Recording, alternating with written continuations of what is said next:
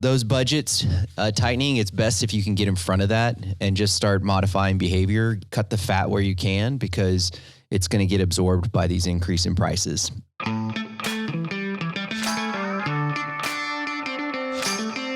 Do you want a wealthy retirement without worrying about money? Welcome to Retire in Texas, where you will discover how to enjoy your faith, your family, and your freedom in the state of Texas. And now, here's your host, financial advisor, author, and all-around good Texan, Daryl Lyons.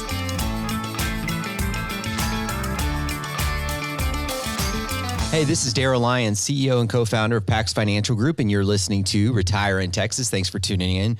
Remember, this information is general in nature only. It's not intended to provide specific tax, investment, or legal advice. Visit paxfinancialgroup.com for more information. And so today's show, I'm going to actually give you another top 10 countdown because I'm actually infatuated with the top 10 countdowns. And the idea for me is to give you 5 money things to look for, specific items in 2023 that will impact you. And some will impact you more than others, and some will be direct and some will be indirect. So I need to make sure that you know what these money themes are. And, I wanted to call them predictions because I thought that'd be cool, but they're pretty low hanging fruit. Like, I'm pretty sure they're going to happen. So I think they'd be pretty weak predictions, but I would just say that these are things that are likely going to happen in 2023. And I just want you to have an idea of how they could impact you. And so let's run through this. Again, like I said, they're relative to money, but they have a lot of nuances. So the first one, I'll just, kind of go down the list here. Number 10 is what's happening in the work from home space. And the reason I mention this is so important. And specifically, let's say you're retired and you say, well, that doesn't really impact me. It does impact your kids and your grandkids. And for that reason, I think it impacts you. The world is changing in such a way that people are no longer going to be tied to a metropolitan area to get the jobs that they wanted in the past. This is huge. Let me give you a few statistics here that I think are important. 26% of U.S. workers will work from home. 26% of U.S. workers will work from home. And a lot of this is happening in the high income cities. 74% of Fortune 500 companies plan to reduce office expenses. Here's another important one. 40% of remote workers reported that they would look for another job if they couldn't work remotely. The idea of having to commute for an hour and a half across towns and state lines to get a job that's just marginal at best is no longer acceptable. The reason this is important is because I think it's going to bring families closer together once again. Here's the good news. Your kids and your grandkids don't have to be stuck in that city forever. They simply, I know it sounds simple, they just have to find a career path that would allow them to work remotely. Some careers won't, right? Some careers just won't allow it. The other thing that's important is if you look at, I'm in the city of San Antonio, I'm really nervous about what downtown office space is going to look like going forward. And we saw USA recently say that they're going to vacate downtown, and I think this could be a continued trend. So we may see future ghost towns of downtown. Or maybe it's vibrant to the degree that there's tourism, but office space is changing. And I want to put that as my number 10. Number 9, I want you to know that your budget is getting tight. There's a great tool on wallstreetjournal.com, and you do have to have a subscription. I went on it, and what it is, it's called an inflation tracker. And so what you do, they don't give you every specific item that you purchase, but you say, okay, on a regular basis, I purchase milk, I purchase eggs, I purchase blueberries, I purchase, whatever you purchase. And then it shows you the specific price increase over the prior 12 months. So I went ahead and did that. Here's some of mine. Gasoline was on there, but gasoline's a weird one. I kind of set that aside because it's very volatile. There's a lot of factors that go into that.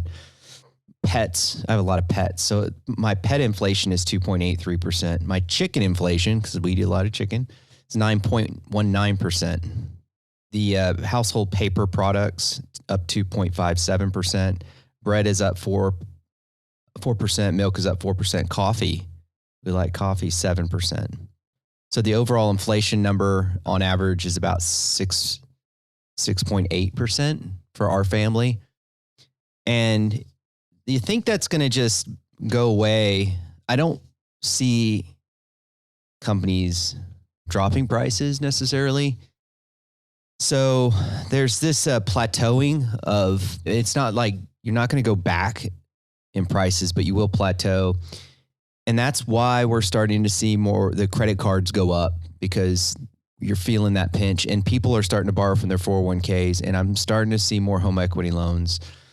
So those budgets tightening, it's best if you can get in front of that and just start modifying behavior, cut the fat where you can, because it's going to get absorbed by these increase in prices. Okay, so number 8, the non-traditional college is going to become much more credible. The non-traditional, so the brick and mortar, the Harvards, the Ivy Leagues, I think of even, in Texas, Texas A&M, UT, TCU. Got to mention TCU since they're in a championship game. That's going to become, that's still going to have its allure. Don't get me wrong, because that's where the money's at. But I think there's going to be more credibility in the alternative higher education arenas. And part of this is just what I've been exploring for my kids and what college solutions might look like. And then also talking with their peers. And their peers are really much more flexible in how they get education. And there's less of a stigma and less of a peer pressure. Some of them are just completely fine with doing an online program and not having, like we said with the work, having to commute. They don't want to have to worry about an unnecessary commute. They don't want to have to worry about sharing a room with somebody. They want an education. They don't want to have to do it in the traditional way. And it's going to save them hundreds of thousands of dollars. And I think before it might have been, well, you just don't have a real education. I think that's really changing. And I think I think if we look forward in 5 or 10 years, we're going to see that this was quite a shift in higher education and college. For example, I recently finished, I think some of you guys know, in the last 2 years, I finished my master's in legal studies, wealth management through Texas A&M University. And I did it all online, and I never went to the campus. Got an incredible education. It was very challenging, but I didn't have to take away the evenings with my kids to sit in a classroom for 2 hours. It was very efficient use of time. And what I learned is that professors are beginning to adjust their style, because it's a totally different way to teach. And so they're starting to adjust their style, and the technology is starting to improve. There's some little nuances and little, gamification in that type of learning environment. So it's starting to become not only credible, but enjoyable experience for college students. So we're going to see that change. So number 7, this year, we're also going to see people unretiring. This is already a trend with people who are no longer working, or they were retired and they want to go back. They're going back for several reasons. First of all, we talked about inflation being a problem, and that inflation creeping up. And of course, Social Security, you just recently got a Social Security check increase. But this just puts a lot of pressure on your ability to maintain a standard of living. So I think people are continuing to unretire, not only for that inflation factor, but also just because of lifestyle. I think, it can be lonely to just retire and do nothing. And Fox News and flower beds gets kind of old after a while. And you want to be a part of a community, and you want to have a purpose. And as far as I'm concerned, if you still have breath in your lungs, you still have a purpose. So I think if you're going to Walgreens, if you're going to H-E-B, if you're going to any grocery store, if you're going to buy lumber, hardware, and you see somebody with silver hair and they're working there, you already know this, but treat them with respect. They could be going back because they have to. They could be going back because they want to. Regardless, I think it's important to honor really all generations, but those that decided to unretire and go back, because I just don't know what kind of burden they're carrying. So I just make it a point to be, a little bit more kind when I'm out and about and I see a lot of people who may have unretired and are going back to make some extra bucks. But it's happening. It's a trend, and it's a well-documented trend. Number 6, I think we're going to see some diversification from the traditional investments. So you have traditional investments being stocks, bonds, cash, and then you put those in a combination and you diversify it, and that's called a mutual fund or exchange traded fund. Those are the traditional investments, and they typically have reliability to the degree that You can look back historically of how they behave in certain market environments. They are going to go up, they are going to go down. But through diversification, they generally don't go to zero. I've never seen a diversified portfolio go to zero. You may see a company go to zero, like an Enron. Gosh, some of these tech companies really crashed this year 50 to 90%. But when you diversified it, you ended up falling off the porch, not the roof. But the question in this new environment is, we've got rising rates, some challenges in the stock market and the economy in general. So what alternatives do we have? 2022, there was this word that was often thrown around by the market called TINA, which stood for there is no alternative. And this year, I think the alternatives are going to be a couple. Let me mention some of them to you. Check with your financial advisor because they have all kinds of risk and nuances. But structured products is likely going to be a solution for a lot of people. They're made by banks and they're built by banks around a basket of stocks typically. So let's say they use the S&P 500, which are the 500 largest stocks. And then the banks, they buy options and they marry these together. So options and stocks, and they marry it together and then they package it in such a structure that the investor gets an agreement that says, we package this thing in such a way that you're going to agree to the terms. And I'm making this up, but this is an example that if the stock market goes up 10%, you're only going to get 60% of the stock market. So the investor says, well, why would I do that? Well, because the bank then says, you don't have to take as much on the downside. We'll share the downside risk. So if the market goes down 50%, we'll share it. You take 25, I take 25. That's kind of the example. That's an example that these products there's thousands of variations of them. So don't get too anchored on that. But the main point is that the bank, through these agreements, they share on the up and share on the down. And so those structured products are probably going to be a better way to invest money rather than your money sitting on the sidelines in cash. So it's going to be hard for a lot of people to put money in the stock market when there's a lot of noise. And so these will be a nice entry vehicle into the markets. So that's one tool. That's an example of a tool. I think a lot of examples are going to be out there. I think we can see something called private debt that might be interesting. That's a whole nother conversation, but the bond market is creating some interesting opportunities. It's an uncomfortable time to invest in bonds, but that's usually the time to invest. By the time it feels good, the money will have already been made. So there could be some opportunities in private debt. And then we're having more and more people look at, revisit the annuities in times like these. They're just exhausted sometimes from the stock market. So they say, hey, put me in an annuity. So those, I think we're going to see as a number 6 here is just diversification. And again, any of these things, they have complexity. So I always want to say that's why working with advisors is important, and then limit the amount that you put in here so you don't find yourself making a mistake. But non-traditional investments will be more and more. There'll be more in conversations about that. Okay.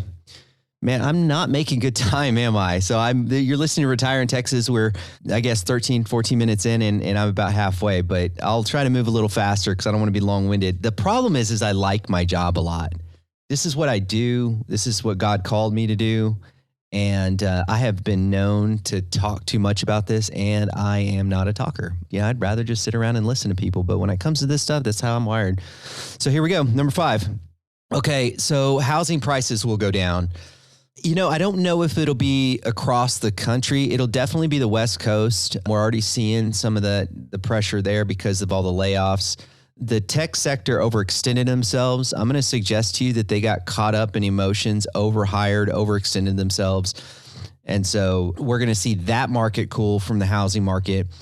We're wondering whether or not it extends to the southern states because of the supply-demand imbalance, meaning that there's, the Federal Reserve's trying to raise interest rates to slow the housing market. The problem is there's a supply-demand imbalance. There's not enough supply for the demand of houses. And so that's why the Federal Reserve's so challenged to slow down this economy, because of that supply-demand imbalance. And so, but I still think that you're going to see some housing prices go down. I still think that.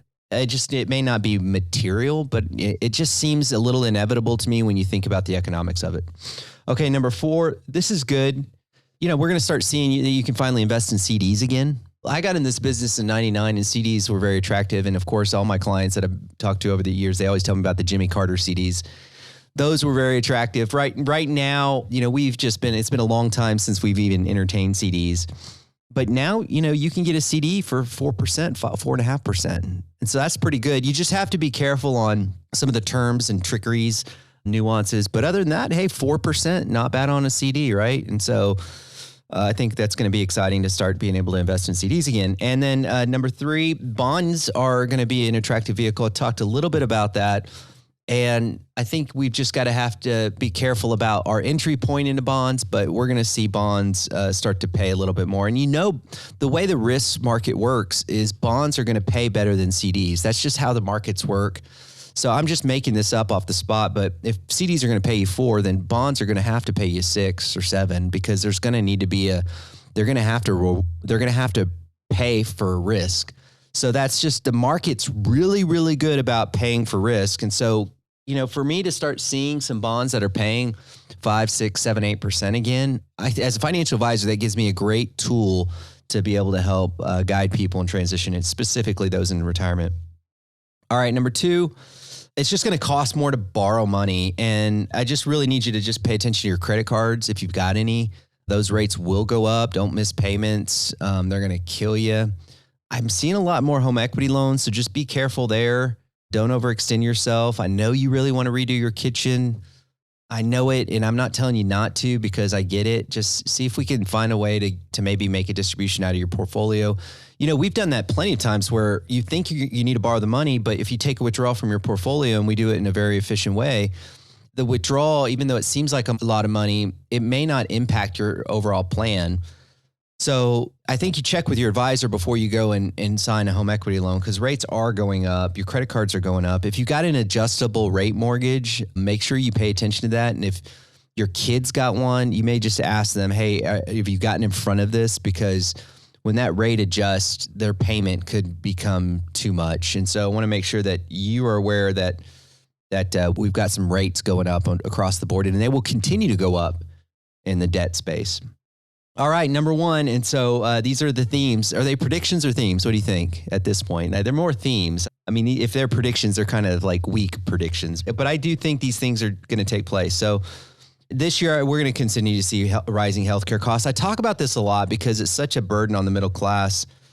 And, you just can't avoid it because of something called the silver tsunami. And a lot of you guys, well, I'm a part of that silver tsunami. And I got to tell you, based on the market last year, I'm getting a little bit more silver in my hair. So I'm becoming part of the silver tsunami, but still fighting Father Time, even though the guy's undefeated.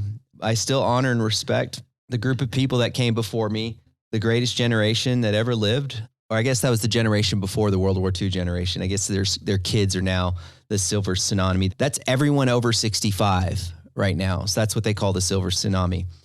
And anyone over 65, that's a growing population relative to the other groups. So let me explain it this way, because it's relative to healthcare. You say, well, people over 65, they're not growing. Well, they kind of are, because there's a new group coming into that age group every year. And yes, there's, of course, people dying off, but this group is so massive and there's not enough younger workers to be able to support this massive entry into this Medicare and chronic care age. Like acute care is when you break your arm and have a cold, but chronic care is I need care to eat, bathe, rest, toilet, transfer.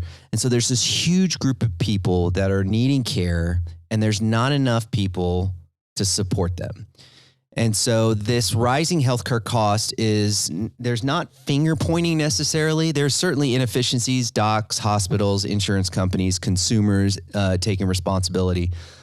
There's absolutely leakage there. But the reality is just you can't fight this imbalance of workers supporting the silver tsunami. You just can't fight it. There's not enough people paying into the system to support the group of people that need the chronic care. There's just no way around it. So I'm really going to encourage you, if you're in that space right now, to start becoming more comfortable with alternative sources of medicine.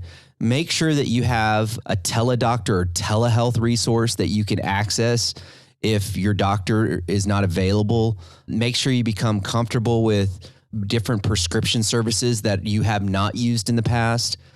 you're going to have a little discomfort in doing things differently because the system is going to get tighter. And let me say it this way, the lines are going to get longer. And I want you to be in front of that because the healthcare system just can't continue to support the number of people that have needs. And I think you'll see a lot of that in 2023. And we haven't talked about it politically in a while. Obamacare hasn't come up in a while because we've had other issues, but it's ripe for a new conversation. And so that's the one I'd say is the number one money theme to watch out for in 2023 is the rising healthcare costs. And what you can do about it is start getting creative and comfortable in various solutions that might be out there. So let me recap the top 10 as I'm closing us out here. So number 10 is pay attention to the changing of the work environments, how that would impact your family dynamic, which would be really cool to get your kids and family closer to you and try to encourage that. And 2, how that might impact communities like a downtown area. It'll be interesting to see that. You may not care, but I think that's interesting to watch. Number 9, your budget will continue to get tight. We're not going to go back down in prices. We will likely plateau from inflation, but just don't pretend that the money is there. It may be there for you, but just if it's tight, you might have to, there's trade-offs. You might have to reduce spending somewhere. Number 8, recognize that different education, higher education is changing, and that's all good, and I'm encouraged by that. Number 7, unretiring. A massive amount of people are unretiring. Make sure honor and respect those that are unretiring and in the workforce right now. Number 6, you want to explore with your advisor different alternatives to investing. Number 5, the housing prices, what I would suggest are likely going to go down. And in in Texas and South Texas, we may be in a good place where we won't see a material difference. Number 4, you might be able to enjoy better CD rates. You will likely will. Number 3, bonds might be a good solution. Number 2, cost of borrowing is definitely going up. And number 1, rising healthcare costs. Keep an eye on that in 2023. So hopefully this was helpful. A lot of information. Please shoot me an email at your convenience. I love getting feedback from you guys. I get a ton of feedback. I'm blown away. Daryl@paxfg.com, and I'll continue to put out content that could guide you going forward. Thank you again for listening to Retire in Texas, and I want to make sure that you never forget you think different when you think long-term. Have a great day. This is the podcastfactory.com.